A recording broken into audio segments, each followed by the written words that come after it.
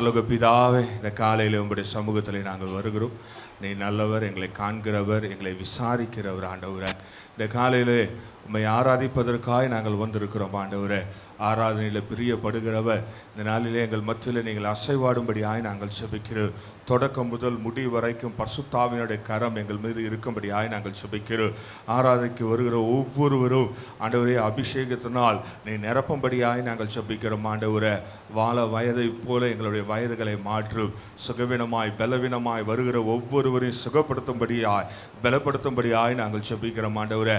எதிர்பார்ப்போடு வருகிற ஒவ்வொருவரையும் நீ திருப்தியாக்கும்படியாய் நாங்கள் செபிக்கிறோம். வந்தவர்கள் வெறுமையாய் போகாதபடி பரிசுத்தாவினுடைய பலத்துல இங்கிருந்து போகும்படியாய் நாங்கள் செபிக்கிறோம். ஆராதனை முழுதுமாய் எங்களை ஆசீர்வதியும். இயேசுவின் ரத்தம் இயேசுவின் நாமத்தில் பிதாவே, ஆமென். முதல் பாடலாக கைத்தட்டி பாடி மகிழ்ந்திருப்போம். கர்த்தர் சமூகத்தில் களி கூறும் என்ற பாடல் பாடலாம்.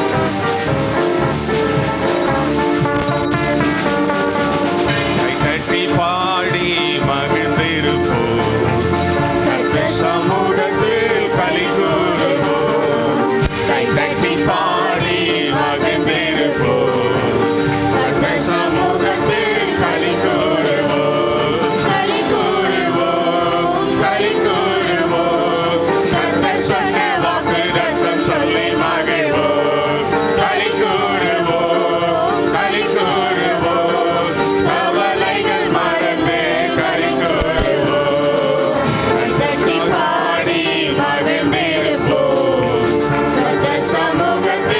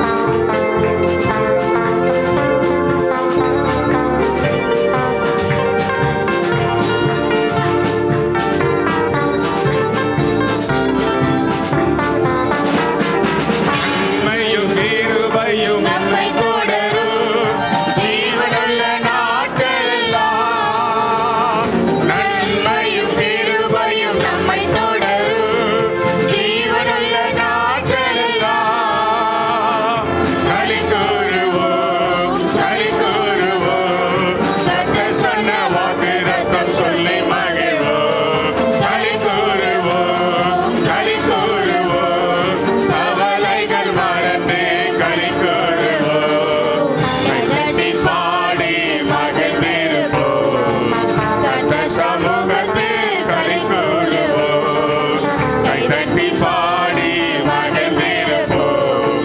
கர்த்தர் சமூகத்தில் களி கூறுவோம். ஹல்லேலூயா. ஆண்டவருடைய சமூகத்தில் வந்திருப்பது மிகுந்த சந்தோஷமான ஒரு காரியம். அதனால் நல்ல உற்சாகமாய் கரங்களை தட்டி ஆண்டவரை ஆராதிக்கும் பொழுது பரிசுத்த ஆவியானவர் மகிமைப்படுகிறவராய் இருக்கிறார்.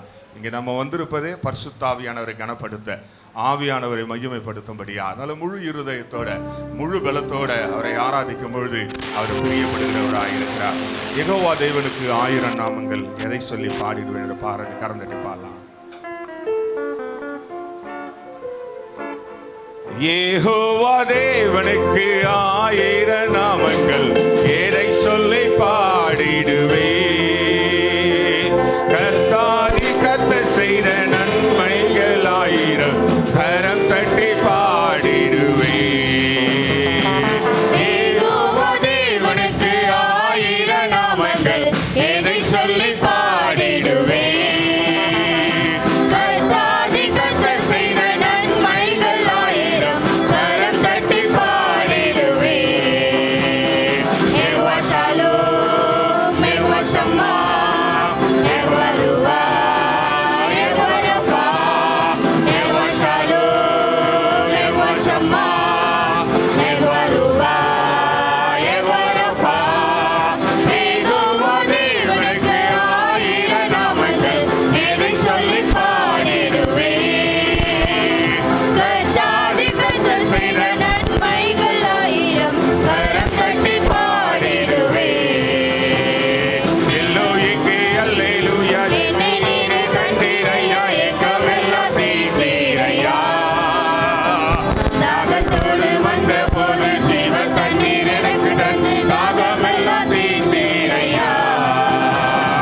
எல்லோயிக்கு அல்லேலூயா. என்னை நீரே கண்டீரையா, ஏக்கமெல்லாம் தீர்த்தீரையா. நான் தாகத்தோடு வந்த போது ஜீவ தண்ணீர் எனக்கு தந்து தாகமெல்லாம் தீர்த்தீரையா. யெகோவா ஷாலோம், யெகோவா ஷம்மா, யெகோவா ருவா, யெகோவா ரஃபா. யெகோவா ஷாலோம், யெகோவா ஷம்மா, யெகோவா ருவா, யெகோவா ரஃபா. யெகோவா தேவனுக்கு 1000 நாமங்கள், எதை சொல்லி பாடிடுவே.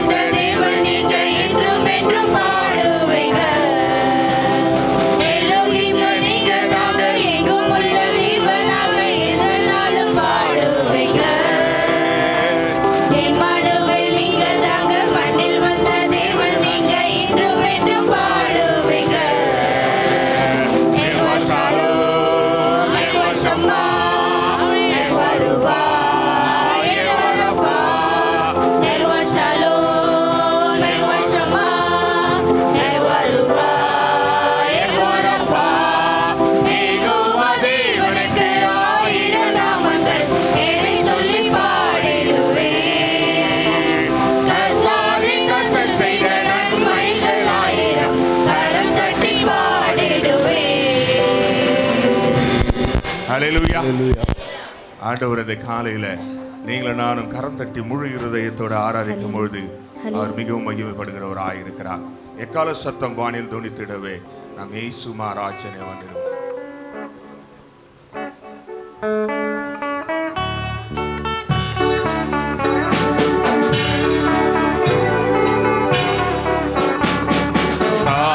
சத்தம் வானில் துணித்திடவே இயேசு மகாராஜனை வந்திடுவார்.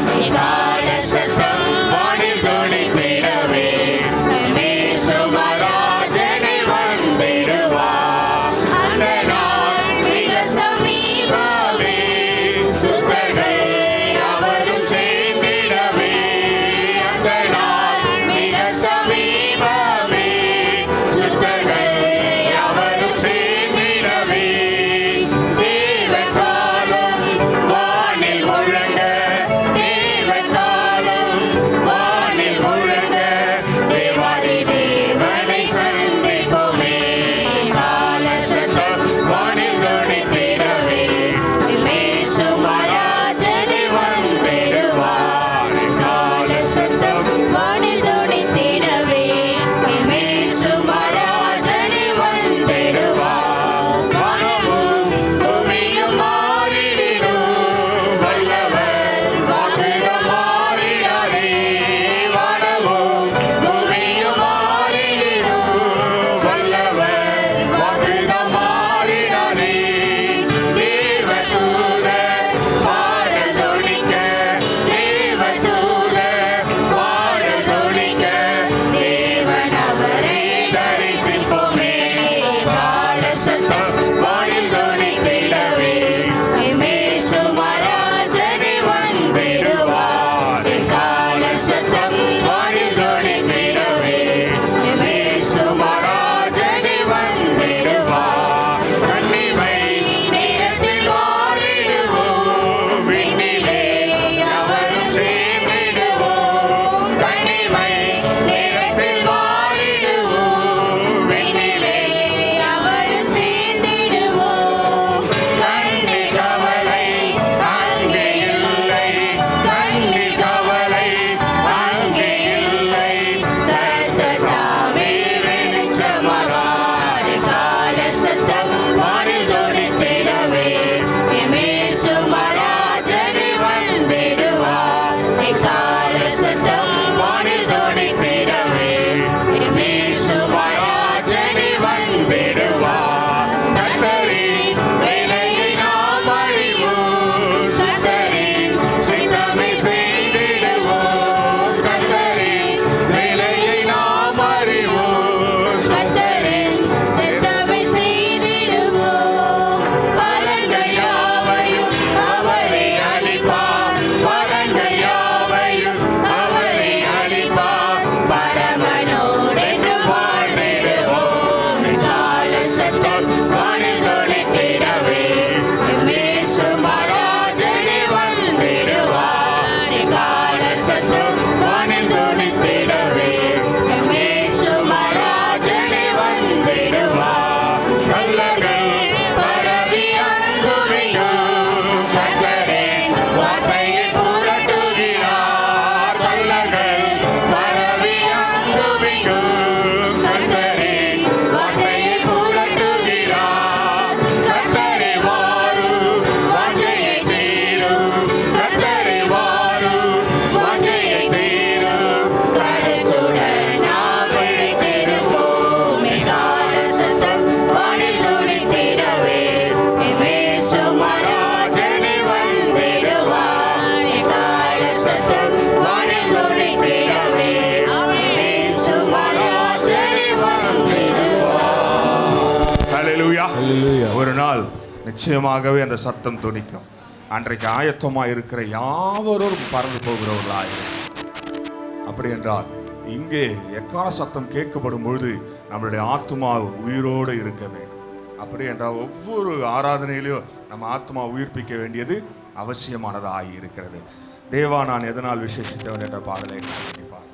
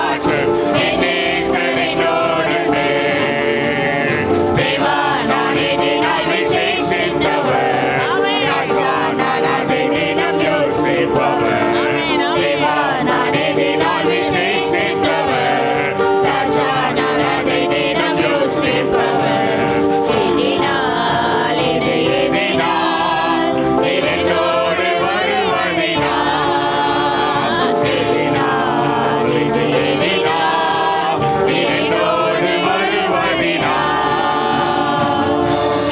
ஹல்லேலூயா. ஆண்டவர் நம்மோடு இருப்பார் என்றால் எல்லாவற்றையும் செய்வதற்கு அவர் பலம் தருகிறவராக இருக்கிறார். இரத்த கோட்டைக்குள்ளே நான் நுழைந்து விட்டேன், இனி எதுவும் என்னை அழுகாதது என்ற பாடல் பாடலாம்.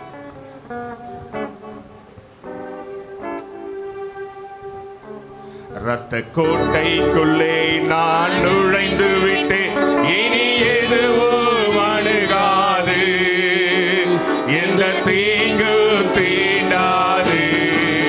இரத்த கோட்டைக்குள்ளே நான் நுழைந்து விட்டேன், இனி எதுவும் அணுகாது, எந்த தீங்கும் தீண்டாது. நேசரின் ரத்தம் என் மேலே நெருங்காது சாத்தான், நேசரின் ரத்தம்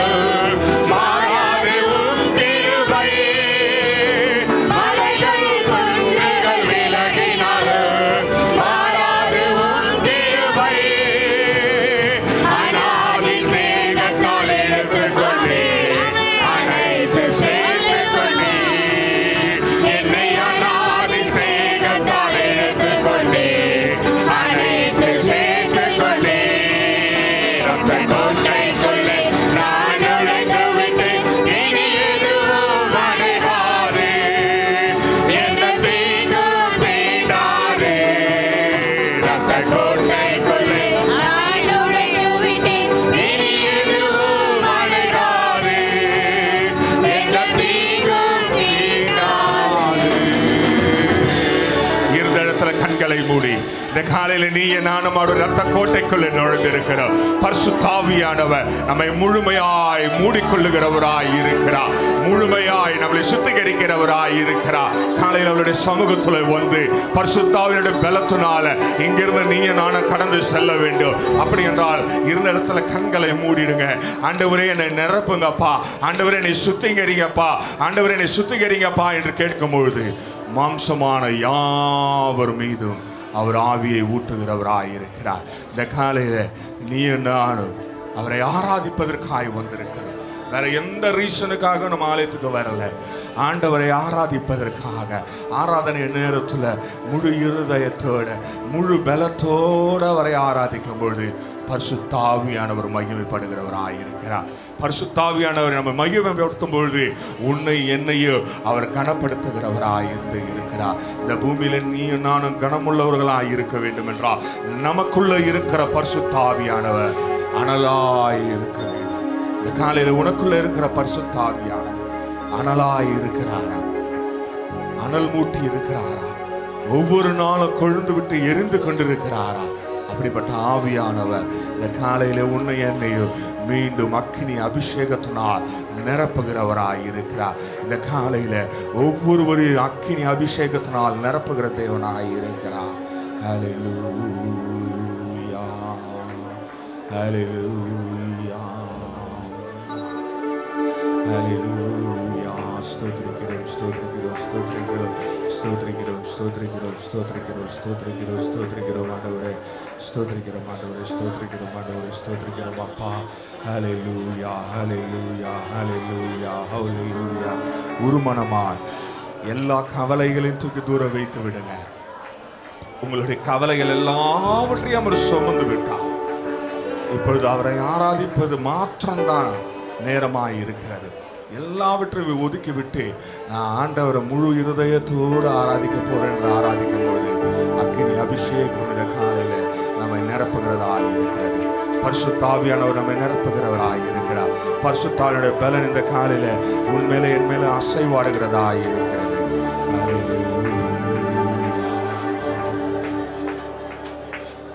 தேவனே ஆராதிக்கின்றோம், தெய்வமே ஆராதிக்கின்றோம், தேவனே ஆராதிக்கின்றோம், தெய்வமே ஆராதிக்கின்றோம். அதிகாலையில் ஆராதிக்கின்றோம், ஆனந்த சத்தத்தோடு ஆராதிக்கின்றோம். அதிகாலையில் ஆராதிக்கின்றோம், ஆனந்த சத்தத்தோடு ஆராதிக்கின்றோம்.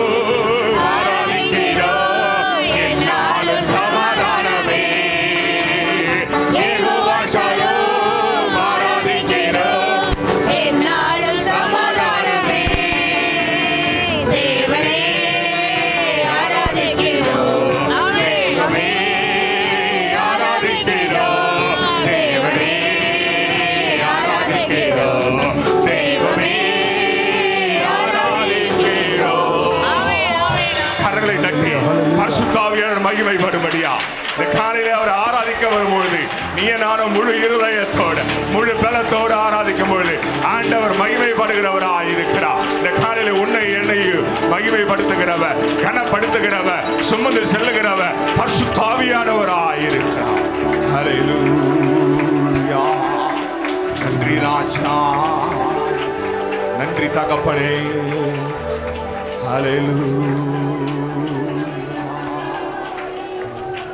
ஸ்தோத்திரிக்கிறோம் ஆண்டவரே. ஹல்லேலூயா. நன்றி நன்றி நன்றி நன்றி ராஜா, நன்றி ஆண்டவரே, நன்றி ஆண்டவரே. ஸ்தோத்திரிக்கிறோம் ஸ்தோத்திரிக்கிறோம் ஸ்தோத்திரிக்கிறோம் ஸ்தோத்திரிக்கிறோம் ஸ்தோத்திரிக்கிறோம் ஸ்தோத்திரிக்கிறோம் ஸ்தோத்திரிக்கிறோம். ஹல்லேலூயா ஹல்லேலூயா. ஒப்பு கொடுத்து ஆவியானவரை நிரப்பட்டோம், பரிசுத்த ஆவியானவரை நிரப்பட்டோம் என்று கேட்கும் இந்த காலையில் உன்னை என்னை அவர் நிரப்புகிற தேவனாய் இருக்கிறார். உன்னை என்னை அவர் நிரப்புகிற தேவனாய் இருக்கிறார். ஹல்லேலூயா ஹல்லேலூயா. ஸ்தோத்திரிக்கிறோம் ஆண்டவரே. அவருடைய சமூகத்தில் வந்து அமைதலாய் இருந்து நீ அமைதலாய் இருந்து போவாய் என்றால் உன் வாழ்க்கை முழுதுமாகவே அமைதலாகவே இருக்கும். ஆனால் அவர் சமூகத்தில் வந்து ஆர்ப்பரிப்போம் என்றால் பரிசுத்த ஆவியானவர் மகிழும் போது நம்ம வாழ்க்கையை மிகவும் சந்தோஷமாய் மாற்றுகிறவர், நம்ம வாழ்க்கையை ஒரு கொண்டாட்டமாய் மாற்றுகிறவர், நம்ம வாழ்க்கையை ஒவ்வொரு நாளும் ஆச்சரியத்தினால் நிரப்புகிற தேவனாய் இருக்கிறார். இந்த காலையில் அப்படிப்பட்ட ஆராதனை தான் ஆண்டவர் எதிர்பார்க்கிறவர். அப்படிப்பட்ட ஆராதனையில் தான் அவர் பிரியப்படுகிறவராய் இருக்கிறார்.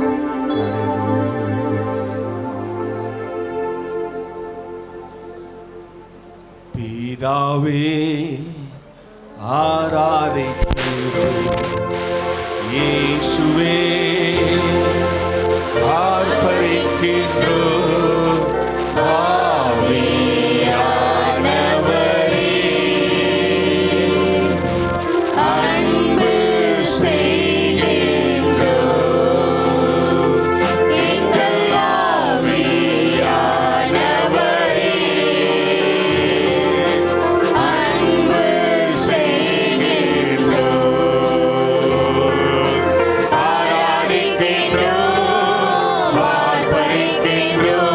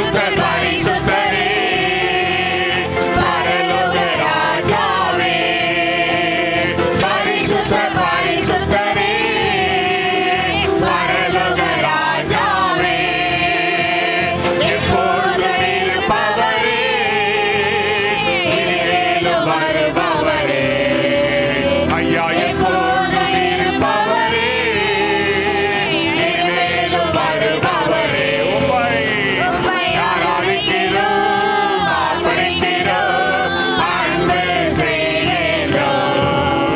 உம்மை ஆராதிக்கிறோம், ஆர்ப்பரிக்கிறோம், அன்பு செய்கின்றோம். உம்மை ஆராதிக்கிறோம், ஆர்ப்பரிக்கிறோம், அன்பு செய்கின்றோம். உமது செயல்களெல்லாம் அதிசயமானவைகள், உமது செயல்களெல்லாம் அதிசயமானவைகள். உமது வழிகளெல்லாம் சத்தியமானவைகள். உமது வழிகளெல்லாம் சத்தியமானவைகள். உம்மை ஆராதிக்கிறோம், ஆர்ப்பரிக்கிறோம், அன்பு செய்கின்றோம்.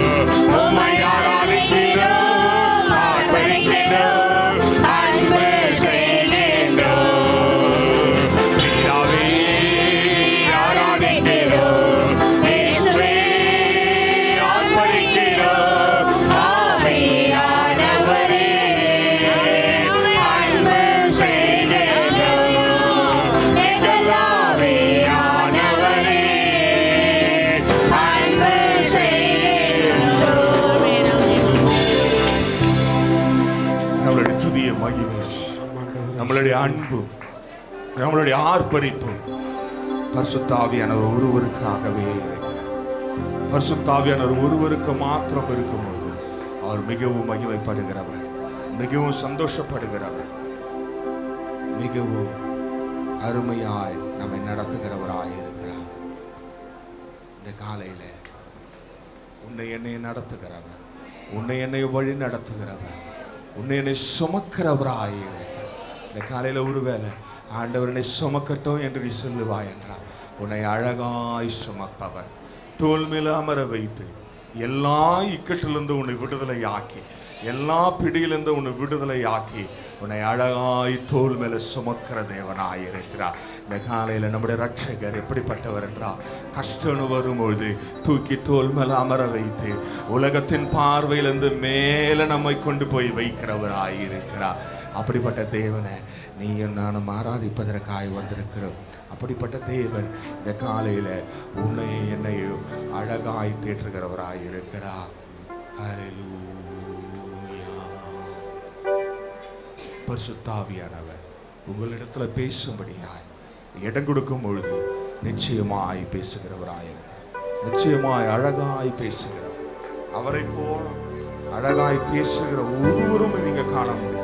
ஒரே ஒரு முறை அவரை சத்தத்தை கேட்டுட்டா அதை விட்டு விலகவே மாட்டோம். அவ்வளவு மென்மையாய், அவ்வளவு அழகா நம்மை பேசி ஆலோசனை பண்ணி நம்மை வழி நடத்துகிறவராய் இருக்கிறார். ஹல்லேலூயா. இந்த காலையில் பரிசுத்தாவினுடைய பலன் நமக்குள்ளே இருக்கும்போது பரிசுத்தாவே நம்மளை அழகாய் நடத்துகிறார். தாய் போல தேற்றி, தந்தை போல ஆற்றி, தோள் மீது சுமந்திடும் என் இயேசையா. தாய் போல தேற்றி, தந்தை போல ஆற்றி, தோள் மீது சுமந்திடும் என் இயேசையா. உம்மை போல புரிந்து கொள்ள யாரும் இல்லையே, உம்மை போல அரவணைக்க யாரும் இல்லையே, உம்மை போல புரிந்து கொள்ள யாரும் இல்லையே, உம்மை போல அரவணைக்க யாரும் இல்லையே. நீர் போதும் என் வாழ்விலே என் இயேசையா, நீர் போதும் என் வாழ்விலே, நீர் போதும் என் வாழ்விலே என் இயேசையா, நீர் போதும் என் வாழ்விலே. மலை போல துன்பம் என்னை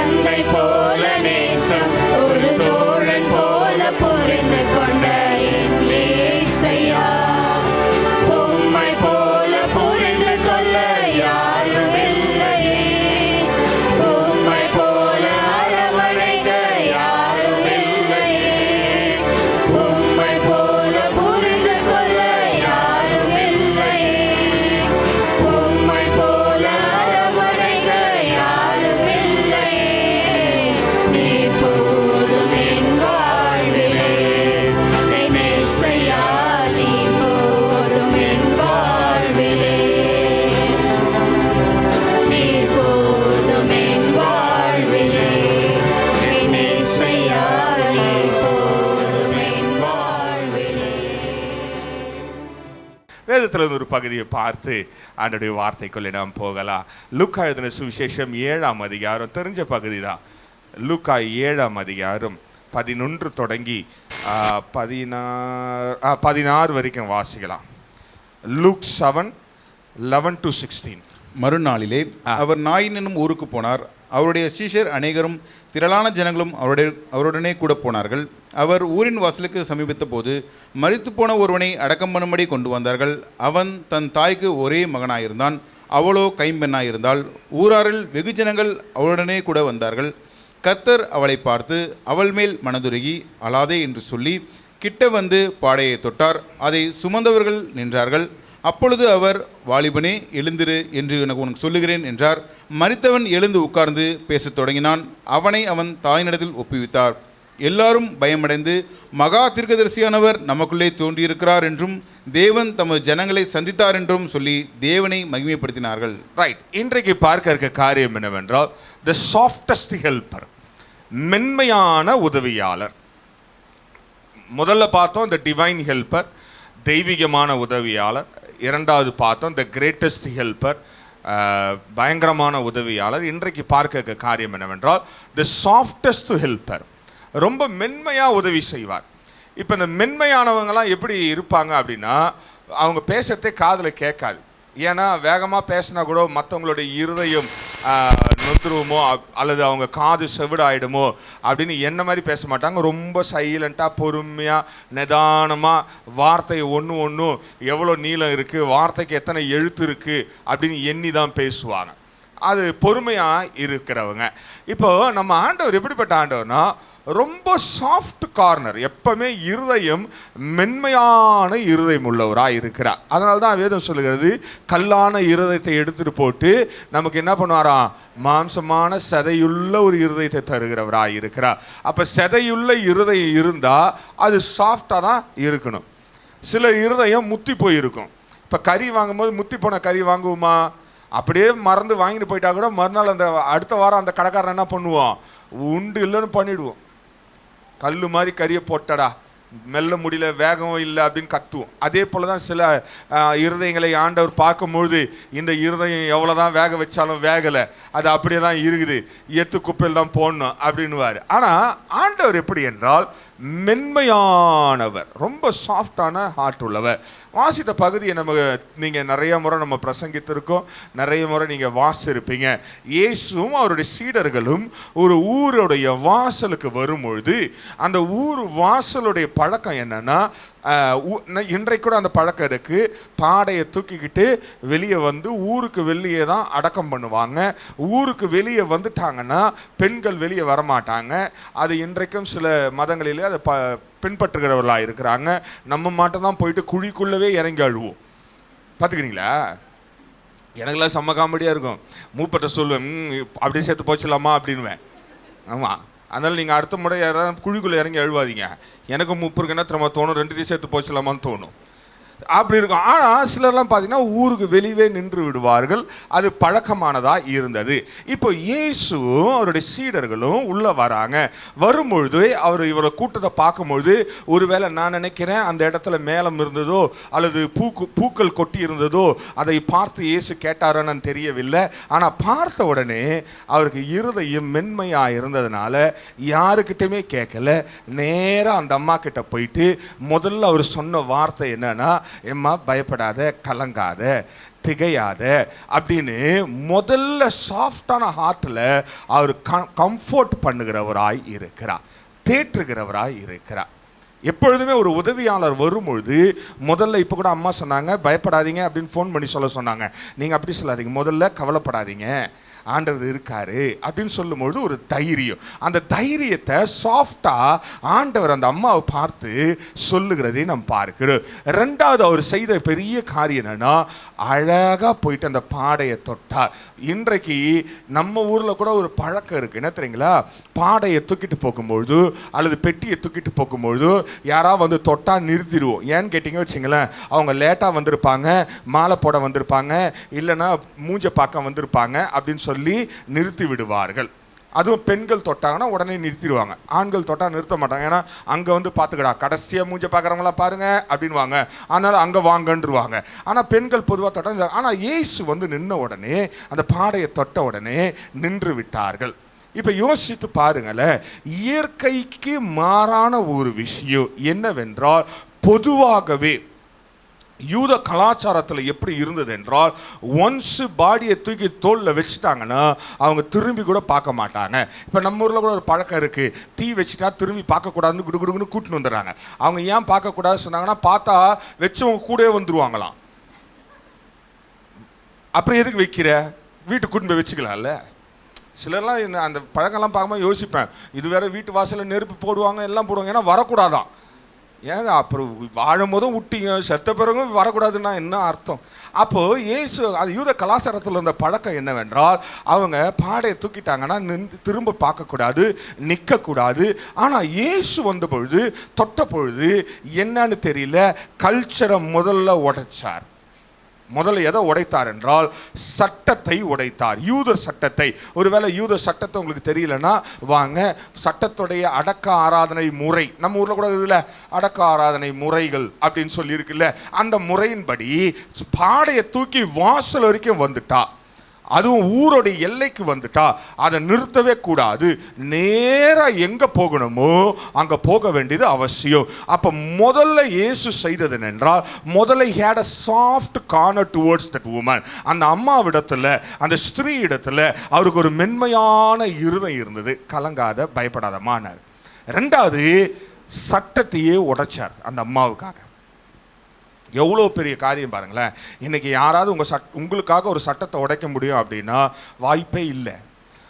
உங்கள் வீட்டில் கூட ஏதாவது ஒரு விசேஷம்னா உங்கள் வீட்டில் இருக்கிற பெரியவங்க நீங்கள் சொல்கிற பேச்சு மாற்றுவாங்கன்னு நினைக்கிறீங்க, உனக்கு என்ன தெரியும் அப்படின்னு சொல்லி நம்மளை மட்டம் தட்டி அவங்க இல்லாத புது சட்டங்களை உருவாக்குவாங்க. ஆனால் என் ரட்சகர், நான் பிரசங்கிக்கிற இயேசு எப்படி என்றால், என்னுடைய துக்கத்துக்காக, என்னுடைய கவலைக்காக அதை நீக்கும்படியா எனக்கு விரோதமாக செயல்படுகிற எவ்வளோ பெரிய சட்டங்களாக இருந்தாலும், முறைகளாக இருந்தாலும் அதை தடுத்து நிறுத்துகிறவர். ஹல்லேலூயா. அப்போ பாருங்களேன், நிறுத்தின உடனே அவர் இயற்கைக்கு மாறான பெரிய அற்புதம். அந்த அம்மா எதிர்பார்க்காத, அந்த அம்மா யோசிக்காத, சுற்றி இருந்தவர்கள் யாருமே யோசிக்காத, எல்லாரும் பயப்படுகிற அளவுக்கு ஒரு அற்புதத்தை செய்தவர். அற்புதம் என்ன தெரியுமாங்க? அந்த பையன் எழுந்து உட்காந்து என்ன பண்ணா, பசிக்குது பிரியாணி கொண்டு வா அப்படின்னு சொன்னானா, எழுந்து பேச தொடங்கினான் என்று நாம் பார்க்கிறோம். அப்படி என்றால் இந்த காலையில் பார்க்கிறது என்னென்றால் 3 காரியம் பார்க்க போகிறோம். முதல்ல என்னன்னா, அவர் சரியான நேரத்தில் வருகிறவராயிருக்கிறார். ஒருவேளை இயேசு அன்றைக்கு அவருடைய சீடர்களோட அந்த ஊருக்கு வரலன்னா அந்த அம்மாவுக்கு பேர் இழப்பாயிருக்கும். அந்த அம்மாவுக்கு அந்த மகனை புதைத்திருப்பார்கள். ஒருவேளை லாசரோடைய வாழ்க்கையில் இருந்தது போல இயேசு ஒரு 4 நாள் பொறுமையாக போகலாம் அப்படின்னு யோசிச்சினார்னா அந்த அம்மாவுக்கு அந்த பையன் 2வது கிடைத்திருக்க மாட்டாங்க. அந்த அம்மாவுக்கு அடுத்த பிரெட் வின்னர், அங்கே நீங்கள் வேதத்தில் வாசிக்கும் பொழுது அந்த பையன் தான் அந்த அம்மாவுக்கு சம்பாதித்ததை கொண்டு வந்தவன், அந்த அம்மாவுக்கு பாதுகாப்பாக இருந்தவன், அந்த அம்மா ஒரு விதவையாக இருந்ததுனால அவங்களுக்கு ஆகாரம் கொண்டு வந்தவன், அந்த வீட்டுக்கு தலைவனாக இருந்தவன், வீட்டுக்கு எல்லாமா இருந்தவனை அந்த அம்மா இழந்திருப்பார்கள். முதல்ல இயேசு சரியான நேரத்துக்கு அந்த ஊருக்கு வந்தா. இன்றைக்கு உன் வாழ்க்கையில், என் வாழ்க்கையில் அவர் எப்படி உதவி செய்கிறவராயிருக்காருனா, நீ எதிர்பாராத நேரத்திலேயோ, சோர்ந்து இருக்கிற நேரத்திலேயோ, எனக்கு உதவி செய்வதற்கு யாருமே இல்லை என்ற நேரத்திலேயோ அவர் சாஃப்டா, மென்மையா, அழகா, சரியான நேரத்தில் நம்ம வாழ்க்கையில் வந்து தானாகவே நிற்கிறவராயிருக்கிறார். சில நேரத்தில் நம்ம ஏதாவது உதவின்னு தேடிக்கிட்டு இருக்கும் பொழுது, அல்லது யாராவது உதவி செய்வார்களா என்று எதிர்பார்த்து கொண்டிருக்கும் பொழுது, ஆவியானவரே யாரையாவது ஒருத்தர் அனுப்பும் போது நம்ம இருதயம் எப்படி இருக்கும்? ரொம்ப சந்தோஷமாக இருக்கும்.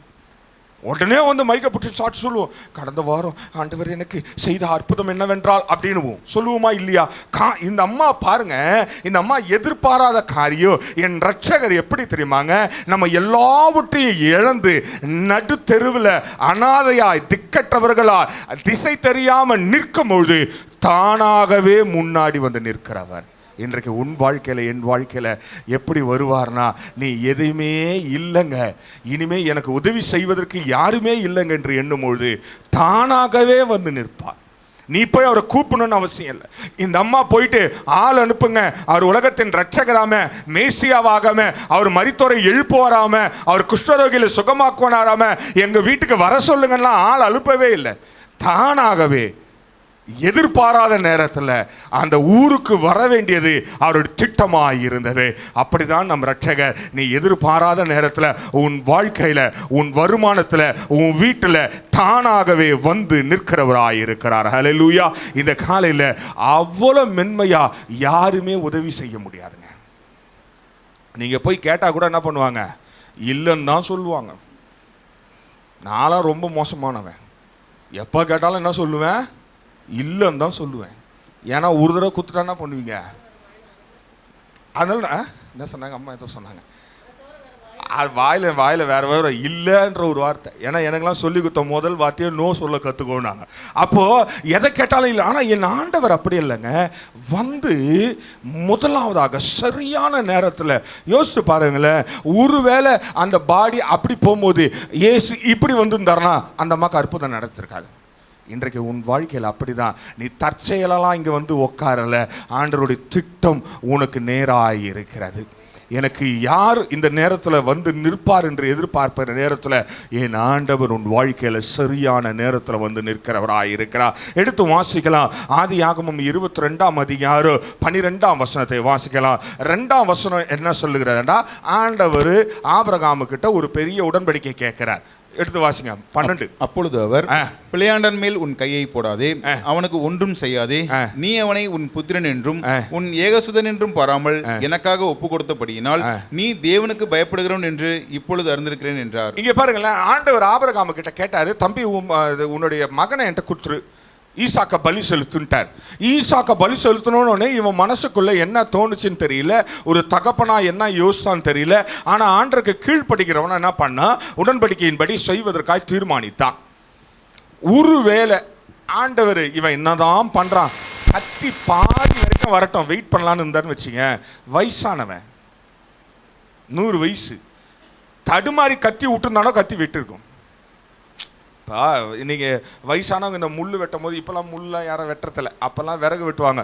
அவங்க கத்தியை தூக்கினா போதும், விட்டால் கத்தியை வந்து என்ன பண்ணுறான், அந்த முள்ளையோ விறகையோ வெட்டிடும். அதே போல் நீங்கள் வேணால் ட்ரை பண்ணுங்க. வீட்டில் நல்ல சிக்கனை வாங்கி நல்ல பெரிய கத்தி இருக்குது பார்த்தீங்களா, கறிக்கடலை வெட்டுறாங்க, அந்த மாதிரி கத்தியை நீங்கள் ஓங்கி இப்படி விட்டா போதும்னா அவன் தானாக வந்து கறி துண்டாயிடும். அதே போல் ஆண்டவர் ஒருவேளை ஈசாக்குக்காக அவர் பார்க்கலாம் அப்படின்னு ஒரு செகண்ட் யோசிச்சுருந்தாருன்னு வச்சுங்களேன், ஆபிரகாம் போட்டுட்ருப்பான் கத்தியை, தடுமாறியாவது போட்டிருப்பான். போச்சு, அவ்வளோதான், சந்ததி அதோடு முடியுது. அதுக்கப்புறம் ஆண்டவர் திரும்ப சாராலை ரெடி பண்ணி, சாரார் கர்ப்பத்தை ரெடி பண்ணி, ஆபிரகாமை ரெடி பண்ணி, அவங்களுக்கு 125 பிள்ளை பிறந்து திரும்ப அந்த பிள்ளையை கூடுன்னு திரும்ப எக்ஸ்பெரிமெண்ட்லாம் பண்ண முடியாது. எப்பயுமே ஒன்று தெரிஞ்சுங்க, ஆண்டவர் நம்ம வாழ்க்கையில் சரியான நேரத்தில் செய்வார் என்றால் அவர் நம்மளை வச்சு எக்ஸ்பெரிமெண்ட்லாம் பண்ண மாட்டார். உதவி செய்ய வேண்டும் என்றால் உடனடியாக சரியான நேரத்தில், நம்ம எதிர்பாராத நேரத்தில் ஆண்டவருடைய சத்தத்தை கொண்டு நேரடியாகவே பேசுகிறவராயிருக்கிறார். அது மாத்திரமல்ல, நமக்கு தெரியும் ஈசாக்குக்கு பதிலாக ஆண்டவர் ஒரு ஆல்டர்னேட்டிவ் வச்சிருந்தார். அப்படி என்றால் உன் வாழ்க்கையில் உனக்கு வர வேண்டிய காரியங்கள் எல்லாவற்றையும் ஆண்டவர் உனக்கு சரியான நேரத்தில் செய்கிறவர். நம்ம நினைத்து கொள்ளுகிறோம் சில நேரத்தில் நமக்கு ஏன் காலதாமதம் ஆகுது, ஏன் நமக்கு இன்னும் ஆண்டவர் செய்யலை அப்படின்னா, இன்றைக்கு ஒப்பு கொடுங்க, என் ஆண்டவர் மிகவும் சாஃப்டஸ்ட் ஹெல்ப்பர். நீ எதிர்பாராத நேரத்தில் மென்மையாக தானாகவே முன் வந்து உனக்கு உதவி செய்கிறவராக இருக்கிறார். அப்படிப்பட்ட தேவனை தான் நீங்களும் நானும் ஆராதித்து கொண்டிருக்கிறோம். ஆபிரகாமுடைய வாழ்க்கையில் ஈசாக்குடைய மரணத்தின் தருவாயில் அழகாக பேசி அந்த கத்தியை நிறுத்த வைத்தவர். அப்படி என்றா நம்ம தலை மேலே கத்தி எவனா வந்தாலும் அந்த கத்தியை நிறுத்த வைக்கிறவராக இருக்கிறார். உன்னை விழுங்கணும், வெட்டணும், கொல்லணும், நீ வாழக்கூடாது என்று எண்ணுகிற இடத்துல என் ஆண்டவர் சத்தத்தை உயர்த்தி அதை தடுத்து நிறுத்துகிறவராக இருக்கிறார். சில நேரத்தில் நமக்கு தெரியாது, சில நேரத்தில் நம்ம அது புரிந்து கொள்ளவே முடியாது. சில நேரத்தில் நம்ம ஈசாக்கை போல இல்லாத எல்லாத்தையும் முறைச்சி பார்த்து கொண்டே இருப்போம். ஆனால் ஆண்டவர் சரியான நேரத்தில் நம்ம ஜீவனை பாதுகாப்பதற்காக, நம்ம பலத்தோடு இருப்பதற்காக, நம்ம சுகமாக இருப்பதற்காகவே பல காரியங்களை நமக்கு மேலே செய்து கொண்டே இருப்பார். இன்றைக்கு அப்படிப்பட்ட ஆண்டவர் உன்னை என்னைய பலமாய் வைக்கிறவராய். இரண்டாவது ஒரு காரியத்தை வாசிக்கலாம். ஆதியாகமம் 37:28 37:28 பார்க்கலாம். அந்த வர்த்தகரான மீதியானர் கடந்து போகிற போது அவர்கள் யோசேப்பை அந்த குழியிலிருந்து தூக்கி எடுத்து அவனை இஸ்மவேலர் கையில் 20 வெள்ளிக்காசுக்கு விற்று போனார்கள். அவர்கள் யோசேப்பை எகிப்துக்கு கொண்டு போனார்கள். இங்க பாருங்களேன், யோசேப்பு ரொம்ப நல்ல மனுஷன். அவனை போல ஒரு பயங்கரமான கனவு காண்கிறவன் எவனுமே கிடையாது வேதத்தில். என்ன பண்ணிட்டானா, கனவு கண்டு அவன் ஓட்டவாய் வேற, சின்ன பையன்ல. இந்த சின்ன பசங்க எப்பவுமே ஓட்டவாய் சும்மா இருக்காது. நான் நிறைய பார்த்துருக்கேன். சின்ன பசங்களை யாராவது எதாவது பண்ண சொல்கிறாச்சுங்க, அது பாட்டுன்னு சொல்ல வேண்டியதெல்லாம் சொல்கிறோம். வீட்டில் இருக்கிற கதை, அப்பா அம்மா பண்ணுற கதையெல்லாம் சொல்கிறோம். அப்பா அம்மா என்ன பேசுனாங்கலாம் சொல்லிவிடும். அதே போல் அந்த யோசேப்பு கனவு கண்டு எல்லாம் சொல்லிட்டான். இவனை கொல்லணும்னு தீர்மானிச்சிட்டாங்க. இவனை கொல்லணும் அப்படின்னு தீர்மானித்தாங்க. ஆனால் அவனுக்காக ஒரே ஒரு சகோதரன் தான், ரூபன் என்று நாம் பார்க்கிறோம். அவன் சொன்னான், இவனை கொல்ல வேண்டாம்பா அப்படின்னு தூக்கி குழியில் போட்டுட்டாங்க. இப்போ இவங்கெல்லாம் எங்கே போயிட்டாங்க தெரியுமா? குழியில் போட்டு நீங்கள் அந்த பகுதியை வாசித்து பார்ப்பீங்கன்னா, இவன் கொண்டு வந்த சோத்தை தின்னு உட்காந்துக்கிறானுங்க. கொண்டு வந்த நல்ல சாப்பாடு, அதை சாப்பிட்டுக்கின்னு என்ஜாய் பண்ணினுக்கிறாங்க. இங்கே நம்மால் யோசேப்பு குழிக்குள்ளேருந்து எப்படியாவது அண்ணனுங்க காப்பாற்றிடுவாங்க என்று எதிர்பார்த்து கொண்டிருக்கிறாங்க. இவனுங்க சாப்பிட்டுனே பேசுகிறானுங்க. என்ன பண்ணலாம்? இவனை போட்டுடலாமா?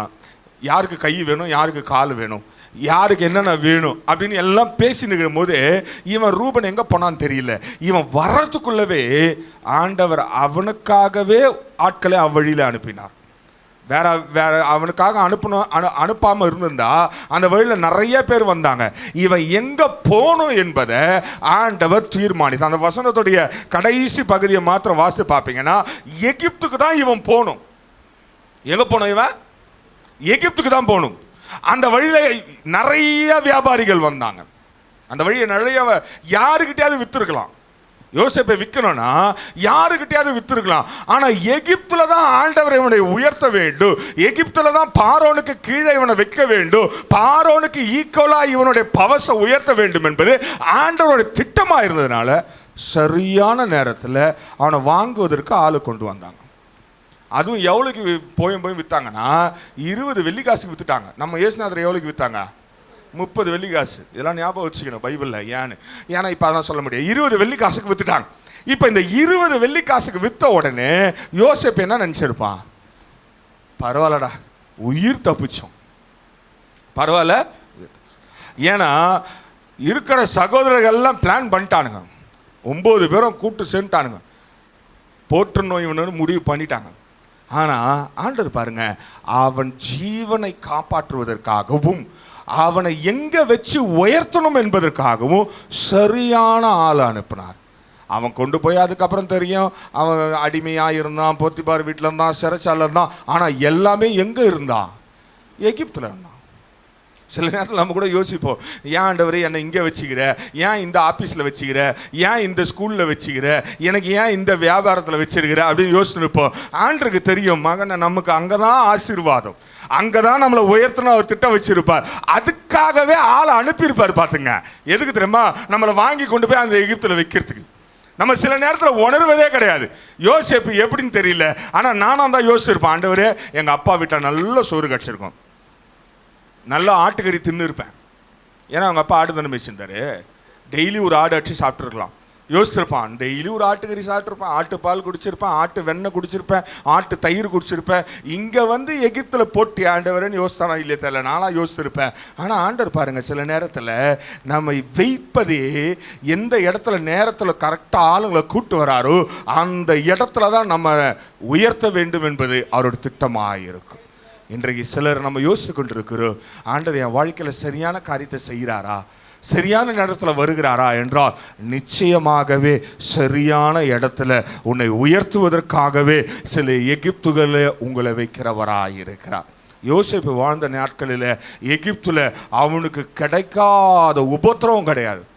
திருமண சைடெல்லாம் உபத்திரவம். யோசிச்சு பாருங்களேன், ஒரு அடிமை திடீர்னு வந்த உடனே அவன் தான் வீட்டுக்கு எல்லாத்துக்கும் மேனேஜர் அப்படின்னா விட்டுருவானுங்களா? இப்போ நம்ம ஊரில் எங்கே பார்த்தாலும் இப்போ இந்திக்காரங்க வேலைக்கு வராங்க. எங்கே பார்த்தா இப்போ நீங்கள் வேலை செய்கிற கம்பெனியில் திடீர்னு ஒரு மாதத்துக்குள்ளே வந்த ஒரு இந்திக்காரன் மேனேஜர் ஆகிட்டானா நமக்கெல்லாம் எப்படி இருக்கும்? ஐயோ பரவாயில்ல, நம்ம வடக்கன்ஸ் தானே, நமக்கு தானே மேனேஜர் ஆகிருக்கான் அப்படின்னுவோமா? ஒன்றா சேர்ந்து கொடியை பிடிச்சி அவனை எப்படின்னா இறக்குவோம், அவனை எப்படின்னா மாட்டி விடுவோம், அவனை எப்படின்னா ஊரை விட்டு துரத்துவோம். அப்படி தான் நம்ம பிளானே இருக்கும். ஒன்று பிளான் ஏ போடுவோம், இல்லை பிளான் பி போடுவோம். ஆனால் ஆண்டவர் பிளான் சி வைத்தார். என்ன தெரியுமா? அவனுக்கு கிரவுனை கொடுக்கணும் என்பது தான் திட்டம். இன்றைக்கு சில நேரத்தில் நம்ம கூட அதான் யோசித்து கொண்டிருக்கோம்.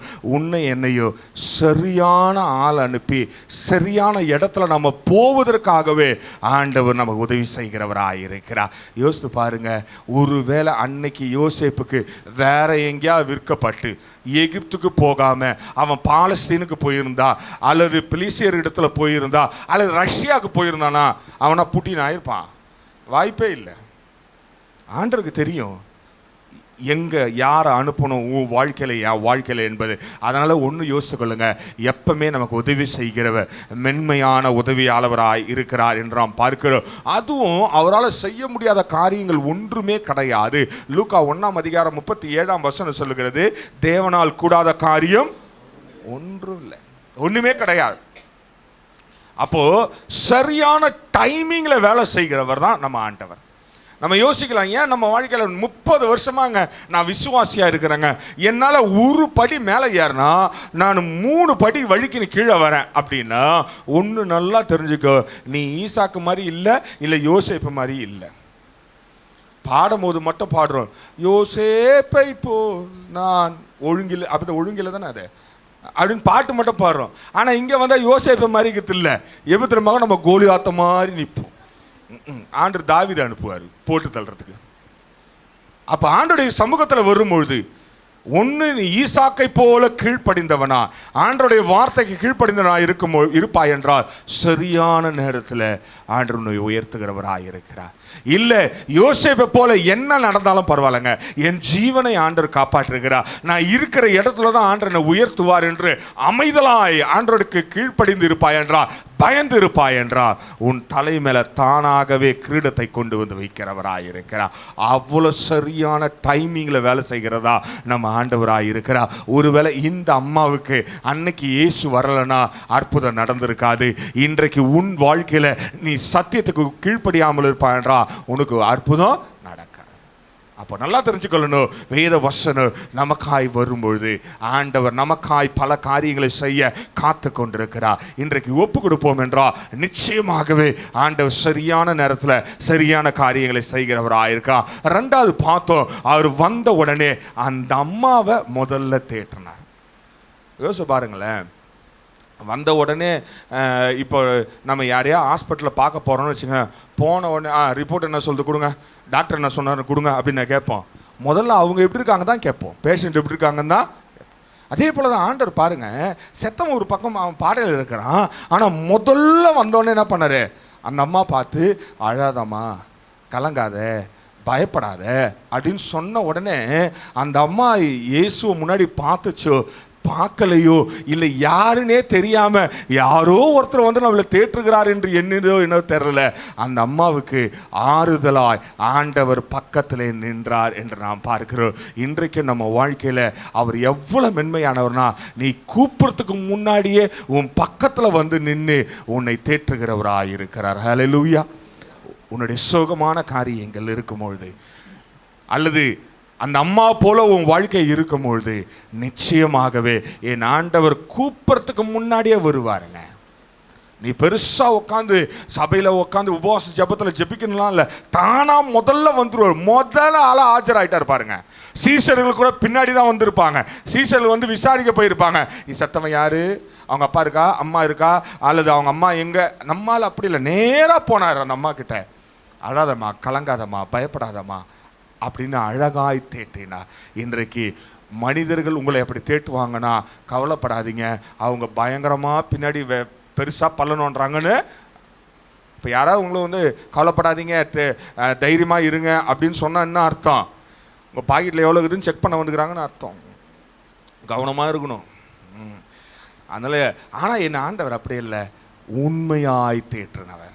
உண்மையாக அந்த அம்மாவுடைய பாரத்தை பார்த்து தேற்றினவராய் இருக்கிறார் என்று நாம் பார்க்கிறோம். எடுத்து வாசிக்கலாம். லூக்கா 8:52 52 வாசிக்கலாம். லூக்கா 8:52. எல்லாரும் அழுது அவளை குறித்து துக்கம் கொண்டாடுகிறதை கண்டு அழாதேயுங்கள், அவள் மரித்து போகவில்லை, நித்திரையா இருக்கிறாள் என்றார். இங்க பாருங்களேன், இங்க ஒரு 12 வயது பெண் இறந்து விட்டா. யவீரு என்கிற ஒரு மனிதனுடைய பெண்ணு வந்து ஆண்டவரை கூட்டு போறான். வழியில நடந்த சம்பவம்லாம் நிறைய இருக்கிறது. வழியில அவனுக்கே சொல்றாங்க, ஏப்பா அவன் பொண்ணு செத்து போச்சு, எதுக்கு பாரு டிஸ்டர்ப் பண்ற அப்படின்லாம் சொல்லிட்டாங்க. ஆனா என் ஆண்டவர் பாருங்க ரொம்ப அருமையானவர். வரும்பொழுது வாசல்ல அந்த அம்மா, அந்த குழந்தையோடைய அம்மாவும் மற்றவங்களாம் சேர்ந்து ஒப்பாரி வச்சுன்னு. இப்போ நம்ம ஊரில் இப்போல்லாம் ஒப்பாரி வைக்கிறதுக்கு காசு கொடுத்தா வந்து வைப்பாங்க, மற்றபடி வீட்டாரெலாம் வைக்க மாட்டாங்க. அந்த காலத்தில் வீட்டாரே வைப்பாங்க. தெரியுமா உங்களுக்கு? வயசான ஆயாங்கெல்லாம் வாசலில் வந்து உக்காந்துக்கின்னு அவன் வாழ்ந்த வாழ்க்கை மொத்த கதையும் அங்கே கேட்கலாம். அப்போ நம்ம பக்கத்தில் உட்காந்துக்கிட்டா அவன் வாழ்ந்த இதெல்லாத்தையும் சரித்திரமாக சொல்லுவாங்க. அது எதுக்குன்னா மற்றவங்க ஊராக தெரிந்து கொள்ள வேண்டும் என்பதற்காக. இன்றைக்கு காசு கொடுத்தா அந்த மாதிரி அழுகிறதுக்கு ஆள் இருக்குது. ஆனால் இயேசுவோடைய காலத்தில் அந்த அம்மாவும் அந்த குழந்தையோடைய அம்மாவும் மற்றவங்களும் சேர்ந்து ஒப்பாரி வைத்து கொண்டிருக்கிறார்கள். இந்த ஒப்பாரி வைக்கும் போது நடுவில் போகக்கூடாது. பார்த்துக்கிறீங்களா? எத்தனை பேர் ஒப்பாரி வைக்கிறத பார்த்துக்கிறீங்க? ஒப்பாரி வைக்கும் போது தலையை குத்துட்டு வச்சுக்கலேன், நம்மையும் கழுத்தை சேர்த்து பிடிச்சி இழுத்துக்கின்னு நம்மையே அழ வச்சிருவாங்க. நானும் அதை பார்த்து சிரிச்சுக்கிறேன். சும்மா வந்து அழுவாதிங்கம்மா, பரவாயில்லம்மா, எப்படிமா இருக்கிறீங்கன்னு நம்ம தட்ட போனால் நம்மளே இழுத்து கட்டி பிடிச்சிக்கின்னு நமக்கு சிரிப்பு தான் வரும். எங்கேருந்து ஒப்பாரி வரும்? பார்த்துக்கிறீங்களா இல்லையா? சீரியஸா. அப்போது இந்த இயேசுநாதர் போனப்போ நான் யோசித்தேன், ஒருவேளை ஆண்டவர் கூடுவாஞ்சேரிக்கு லேட்டாக ஒரு 90 ஆண்டுகளில் வந்திருந்தாருன்னா அவரையும் ஒப்பாரில் உட்கார வச்சுட்டு இருப்பாங்க. இன்றைக்கி நம்ம கூட பல பேர் அப்படி தான் வாழ்க்கையில். என்ன தெரியுமா, நம்ம அழுது கொண்டிருக்கும் பொழுது ஆண்டவர் நம்ம வாழ்க்கையில் வரும்போது, ஆண்டவரே நீங்களும் வந்து அழுங்கன்னு அவரையும் பிடிச்சி இழுத்து உட்கார வச்சிடறோம். அவர் அப்படி அல்ல. வந்த உடனே செய்த காரியம் என்ன தெரியுமா? அழுவாதீங்க, அந்த குழந்தை நித்திரையா இருக்கா, நான் போய் எழுப்பி கூட்டிட்டு வரேன் அப்படின்னு அழகாக தைரியப்படுத்தினார்.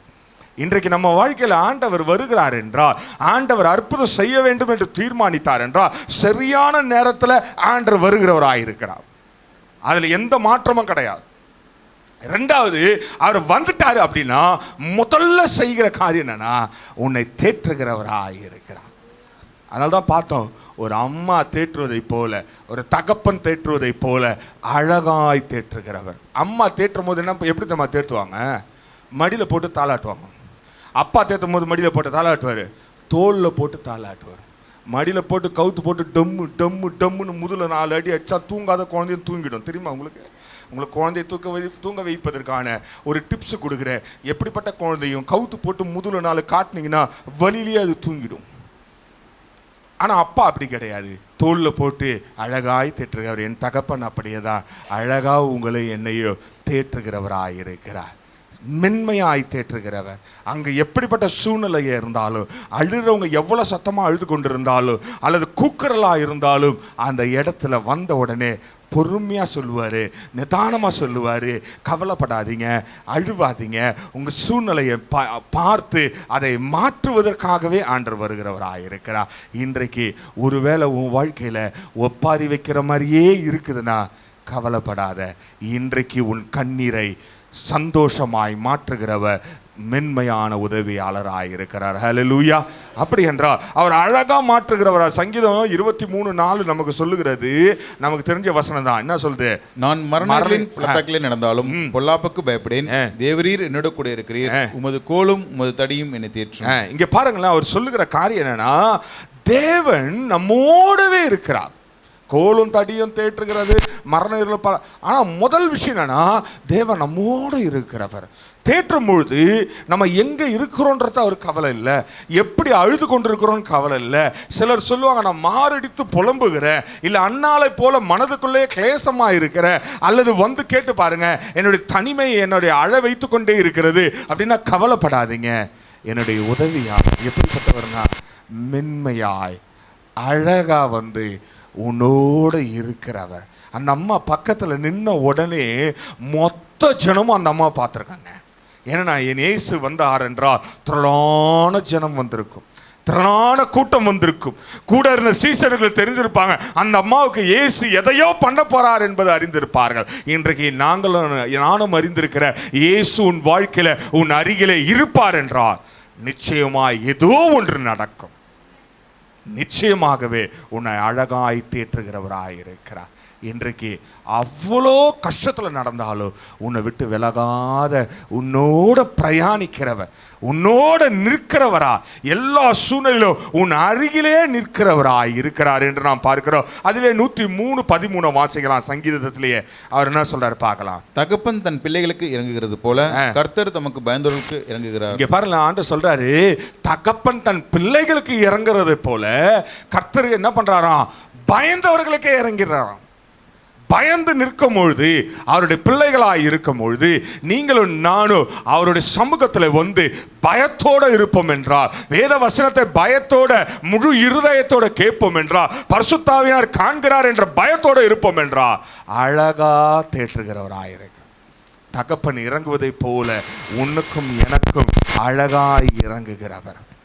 தகப்பன் கூட சில நேரத்தில் வஞ்சிக்கிட்டே சில காரியங்களை கொடுப்பாங்க, செய்வாங்க. ஆனால் இயேசு அப்படி அல்லங்க. சூழ்நிலையை அறிந்து இயேசு சத்தம் போட்டிருக்காரு. எங்கே தெரியுமா, யார் தெரியுமா சத்தம் போட்டிருக்காரு? சீஷர்கள் தான். படகு இங்கு அங்கே ஆடும் போது தூங்கிந்தவர் பாவம் களைப்பாக ஒரு 10 நிமிஷம் தூங்குறேன்னு சொல்லிட்டு போனார். எப்போ நான் உள்ளே போய் தூங்குறப்பா அப்படின்னாரு. தூங்க விட்டானுங்களா? போய் தம்மனு அடிச்சு எழுப்பி கூட்டின்னு வந்தோம்னா கட்டின்னு செம்ம கோவம். நம்ம கூட தூக்கத்தில் யாராவது எழுப்பினா எப்படி இருக்கும்? தலைகாணி எடுத்து மூஞ்சிலே எழுப்புறவங்க மூஞ்சிலே அட்டின்னு போல இருக்கும். ஒருவேளை இயேசுநாதர் என் கேரக்டர் ஒன்றுமோ தெரில, அதில் மட்டும் தூங்குறதுல எழுந்த உடனே அற்ப விசுவாசிய அப்படின்னு திட்டினார். ஆனால் இந்த அம்மா கிட்ட அப்படிலாம் திட்டலை, இந்த அம்மா கிட்ட கோவப்படலை. காரணம் என்னவென்றால் அவருக்கு தெரியும், சீஷன் வேற விசுவாசி வேற.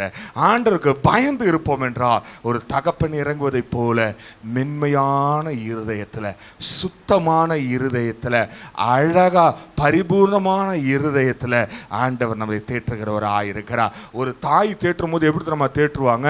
பிள்ளை கெட்டு போயிடக்கூடாதுன்றதுக்காகவே அளவா எல்லாத்தையும் செய்வாங்க. தகப்பன் அப்படி கிடையாது. தெரியுமா உங்களுக்கு? தகப்பனாக இருக்கிறவங்களை கேட்டு பாருங்களேன். அவங்க பொண்ணோ பையனோ எதாவது கேட்டால் அவங்க கேட்குறத விட அதிகமாக தான் செய்வாங்க. இப்போ ஒரு ரிமோட் கார் கேட்குறாங்க வச்சுங்களேன், அது 3 வயசு குழந்தை.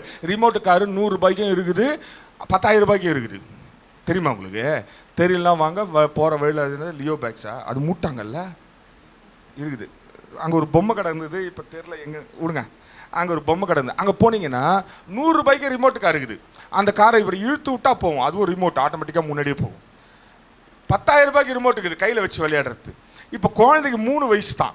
இப்போ அப்பாக்கள் ஒரு நல்ல அம்மாவா என்ன பண்ணுவாங்க தெரியுமா? இதுக்கு 100 ரூபா கார் போதும், இந்த வயசுக்கு 100 ரூபா கார் போதும். அப்பா அப்படி கிடையாது. பரவாயில்ல, என் பையன் அடுத்த லெவலுக்கு போயிட்டு ரிமோட்டு வச்சு விளையாட்டணும், ஒரு 2,000 ரூபாய் 1,000 ரூபாய் 500 ரூபாயில் ஒரு கார் வாங்கி கொடுப்பாங்க. நம்ம ஆண்டவரும் அப்படி தான். தகப்பன் இறங்குவதை போல தேற்றும் பொழுது போதும் என்று இல்லாத நம்ம அழகா திருப்தி ஆகிற அளவுக்கு, சமாதானம் ஆகிற அளவுக்கு தேற்றுகிறவராய் இருக்கிறார். அதுதான் வேதம் சொல்லுகிறது, அவர் நமக்கு பரம தகப்பனாய் இருக்கிறார். அவரை நம்ம என்னன்னு கூப்பிடலாமா? அப்பான்னு கூப்பிடலாம், பிதாவேன்னு கூப்பிடலாம், நண்பன்னு கூப்பிட்டாலும், எப்படி கூப்பிட்டாலும் அவர் நம்ம அருகிலே தானாகவே வந்து நின்று உதவி செய்கிறவராயிருக்கிறார். ஏசாயா 63:9 வாசிக்கலாம். ஐசாயா 63:9 பார்க்கலாம். அவர்களுடைய எல்லா நெருக்கத்திலும் அவர் நெருக்கப்பட்டார், அவருடைய சமூகத்தின் தூதனானவர் அவர்களை ரட்சித்தார்.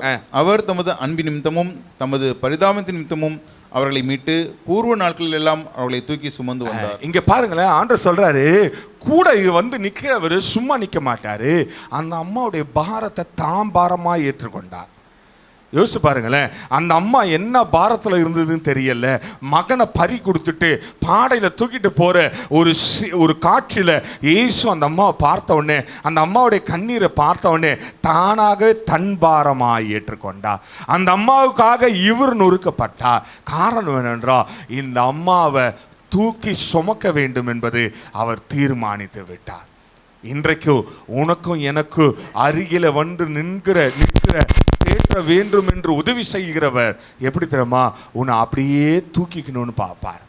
மென்மையாய் தூக்கி கொள்ள வேண்டும். உன்னுடைய பிரச்சனையிலிருந்து உன்னை தூக்கி கொள்ள வேண்டும். இதுக்கப்புறம் அந்த அம்மாவை ஊரில் பார்த்தவங்களாம் எப்படி பார்த்துருப்பாங்க? இயேசுவே வந்து அற்புதம் செஞ்ச வீடுங்க, அந்த வீட்டுக்கு அடையாளம் வந்திருக்கும். இயேசுவே வந்து அந்த அம்மாவுக்கு அற்புதம் செஞ்சாருங்க, இயேசுவே அந்த பையனுக்கு திரும்ப உயிர் கொடுத்தாருங்க அப்படின்னு வாழ்நாள் முழுதும் அந்த ஊர் ஃபுல்லாக சொல்லியிருப்பாங்க. அட்ரஸே ஆயிருக்கும். அந்த வீட்டுக்கு அட்ரஸ் என்ன தெரியுமா, ஊருக்கு என்ன தெரியுமா அட்ரஸாக இருக்கும். அதுக்கப்புறம் நாயின் ஊர்னு இருந்திருக்காது. அந்த ஊர் பேர் ஏசு விதவின் வீட்டில் ஒரு அம்மா பையனை எழுப்புனாங்களே அந்த ஊருங்கன்னு சொல்கிற மாதிரி ஆயிருக்கும். அப்படி தாங்க என் ஏசு சுமக்க ஆரம்பிப்பா. சுமக்க ஆரம்பிச்சா நீங்களும் நான் இந்த உலகத்துக்கு அடையாளமாய் மாற்றி விடுகிறவராக இருக்கிறா. அப்படி என்றால் முதல்ல ஒன்று தெரிஞ்சுங்க, சரியான நேரத்தில் வருகிறவர். He comes in the right time. ரெண்டாவது, வந்த உடனே அவர் ரூல்ஸ் எல்லாம் பேச மாட்டார். எப்படி நடந்ததுன்னு ஆராய்ச்சியெல்லாம் பண்ண மாட்டார். ஏன் நடந்ததுன்னு ஆராய்ச்சியெல்லாம் பண்ண மாட்டார். உடனடியாய் நம்மை தேற்றுகிறவராய் இருக்கிறார் என்று நாம் பார்க்கிறோம். மூன்றாவது பெரிய காரியம் என்னன்னா, அவர் அற்புதத்தை நீ நான் எதிர்பாராத விதத்தில் செய்கிறவர். எடுத்து வாசிக்கலாம். யோபின் புத்தகம் 5ஆம் அதிகாரம் 9ஆம் வசனம், 5-9 வாசிக்கலாம். ஆராய்ந்து முடியாத பெரிய காரியங்களையும் எண்ணி முடியாத அதிசயங்களையும் அவர் செய்கிறார். இங்க பாருங்க, யோபு சொல்றான், ஆராய்ந்து முடியாத பெரிய காரியங்களையும் எண்ண முடியாத அற்புதங்களை என்ன பண்ணுவாராம், செய்வார். இந்த அம்மா எண்ணியே இருக்காதுங்க. Uncountable blessings.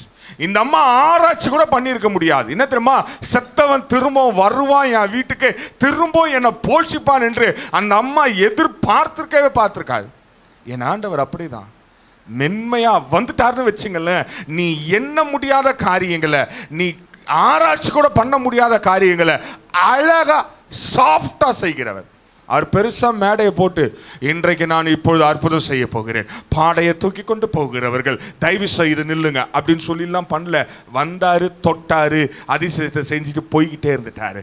அப்படிதான் உன் வாழ்க்கையில என் ஆண்டவர் வரும்பொழுது மென்மையாய் செய்கிறவர், ரொம்ப அழகா செய்வார். பார்த்துங்க, நீ எண்ண முடியாத காரியங்களை, நீ நம்ப முடியாத காரியங்களை அழகாய் செய்வார் என்று நான் பார்க்கிறோம். எபேசியர் 3ஆம் அதிகாரம் 20ஆம் வசனத்தை வாசிக்கலாம். நேரம் துரிதமாக முடிச்சிடறேன். எபேசியர் 3:20 பார்க்கலாம்.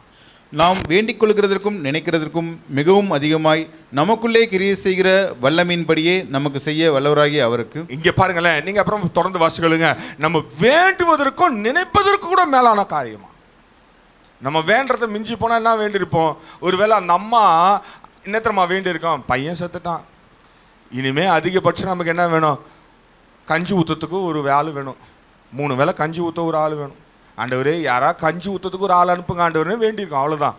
ஆனால் அந்த அம்மா யோசிச்சிருக்குமா, பையனே வந்து திரும்ப கஞ்சி ஊற்றுவான்னு. நம்ம ஆண்டவர் அப்படிதாங்க, எவ்வளோ அற்புதம் செய்வார்னா நம்ம நினைப்பதற்கு மேலே. ஆண்டவரே இந்த கையின் பிரயாசத்தை இந்த மாதம் ஃபுல்லாக நடத்துங்க ஆண்டவரே அப்படின்னா நம்ம இந்த துட்டை தான் பார்த்துன்னு இருப்போம், எதை கையில் இருக்கிற பணத்தை. அவர் நம்ம இங்கே பார்த்துருக்கும் போதே வேற வழியில் கொண்டாந்து அதை கையை நிரப்பிட்டு போயிடும். அவ்வளவு அழகானவர், அவ்வளோ ஆச்சரியமானவர், அவ்வளோ அற்புதமானவர். நம்ம வேண்டுவதற்கும் நினைப்பதற்கும் இயற்கைக்கும் சட்டங்களை உடைத்து நமக்கு அதிசயம் செய்கிறவராக இருக்கிறார். இன்றைக்கு உன் வாழ்க்கையில் இதுதான் உனக்கு சட்டம், இதுதான் முறை, இதுதான் உன் வாழ்க்கையில் நடக்கணும் அப்படின்னு உலகம் தீர்மானித்தாலும் என் மென்மையான உதவியாளர் வரும்பொழுது எல்லாவற்றையும் உடைத்து உனக்காய் உதவி செய்கிறவராக இருக்கிறார். நம்ப கூட முடியாம, ஆராய்ந்து பார்க்க கூட முடியாத அளவுக்கு பெரிய அற்புதத்தை உன் வாழ்க்கையில் செய்கிறவராயிருக்கா. கடைசியாக ஒரே ஒரு வசனத்தை வாசிக்கலாம். யூதாவின் புத்தகம் 24-25 வசனத்தை வாசிக்கலாம். பக்கம் எண் 333. வலுவாதபடி உங்களை காக்கவும் தமது மகிமையுள்ள சன்னிதானத்தினாலே மிகுந்த மகிழ்ச்சியோடு உங்களை மாசற்றவர்களாய் நிறுத்தவும் வல்லமை உள்ளவரும் தாம் ஒருவரே ஞானம் உள்ளவருமாகிய நம்முடைய இரட்சகரான தேவனுக்கு கனமும் மகத்துவமும் வல்லமையும் அதிகாரமும் இப்பொழுதும் எப்பொழுதும் உண்டாவதாக. இங்க பாருங்க, அவர் சொல்றார், எல்லா காரியத்தையும் ஞானமாய் அழகாய் செய்கிறவர் அவர் தான். நம்ம வாழ்க்கையில் ஞானமாக செய்யணும் அப்படின்னு நம்ம ஆசைப்படுவோம். எந்த காரியம் செஞ்சாலும் நமக்கு என்ன பண்ணுவோம், யாராவது குறை சொல்லிடக்கூடாதுன்றதுக்காகவே என்ன பண்ணுவோம், ஞானமாக செய்வோம். யாராவது வரவும் போகிறவங்களாம் ஏதாவது குறை சொல்கிறதுக்குனே வருவாங்கள்ல. இப்போ ஒரு வீட்டில் ஒரு ஃபங்க்ஷன்னா குறை சொல்கிறதுக்குனே ஒரு கூட்டம் வரும். ஆண்டவர் எப்போ திரும்ப உதவி செய்வார், உதவி செஞ்சார்னா யாருமே குறை சொல்லக்கூட முடியாத அளவுக்கு செய்வார். இப்போ யோசிச்சு பாருங்களேன், அந்த அம்மாவை யாராவது அதுக்கப்புறம் குறை சொல்லியிருப்பாங்க?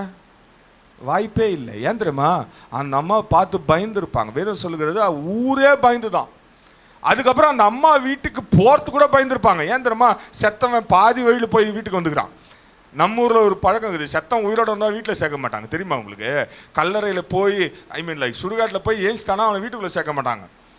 இன்னைக்கு அதெல்லாம் கேள்விப்பட்டுக்கிறீங்களான்னு தெரியல. நீங்கள் பார்க்கறத பார்த்தா, பாஸ்டர் நாங்கள் செத்த உடனே எப்படா தூக்குவீங்கன்னு நாங்கள் ஜெபம் பண்ணுறோம் பாஸ்டர். நீங்கள் சீக்கிரம் வந்து சொன்ன உடனே எடுத்துட்டீங்கன்னா ரொம்ப சந்தோஷம். நீங்கள் சொல்கிறதுக்கு முன்னாடி நான் எடுத்துடுறேன், கவலைப்படாதீங்க, எனக்கும் வேலை முடியும். அப்போது அந்த வீட்டு பக்கம் போகிறதுக்கு கூட பயந்துருப்பாங்க. காரணம் என்னன்னா, ஆண்டவர் எவனும் யோசிக்க கூட முடியாத அறிவுள்ள ஞானமுள்ள உதவிய மென்மையாய் செய்கிறவர். இருந்த இடத்துல கண்களை மூடி இந்த காலையில் என் உதவியாளவர் எப்படி என்றா, இஸ் a softest helper. மென்மையா உதவி செய்வா, கடினப்படுத்த மாட்டா, பெருசா ஆர்ப்பாட்டம் பண்ண மாட்டா. அந்த இடத்துல நான் வந்திருக்கிறேன் வழிவிடு தூரப்போ அந்த கதெல்லாம் கிடையாது. தானாகவே கூட்டத்தோட கூட்டமா வந்து அந்த அம்மா பக்கத்துல நின்று, அம்மா அழுவாதம்மா, கவலைப்படாதம்மா, இனி எதுவுமே இல்லைன்னு யோசிக்காதம்மா அப்படின்னு முதல்ல தேற்றினவராயிருக்கிறா. உன் வாழ்க்கையில என் ஆண்டவர் எனக்கு சரியான நேரத்துக்கு என் வாழ்க்கைக்கு வரணும்னா இன்றைக்கு சரியான நேரமாயிருக்கிறது. This is the right time that God is coming inside your life, inside your things. உன் வாழ்க்கைக்குள்ள நீ நடத்தி கொண்டிருக்க காரியங்களுக்குள்ள உன்னுடைய எல்லா சூழ்நிலையும் என் ஆண்டவர் சரியான நேரத்தில் ஊடுருவி வருகிறவர், தானாகவே வருகிறவர். யாரும் அவரை கூப்பிட வேண்டாம். இந்த வழியில் இந்த வீட்டில் சாவு இருக்கு வாங்கன்னு யாரும் சொல்லலை. தானாகவே அந்த வீட்டுக்கு வந்தார் பாருங்க, தானாகவே அதிசயம் செய்தார் பாருங்க.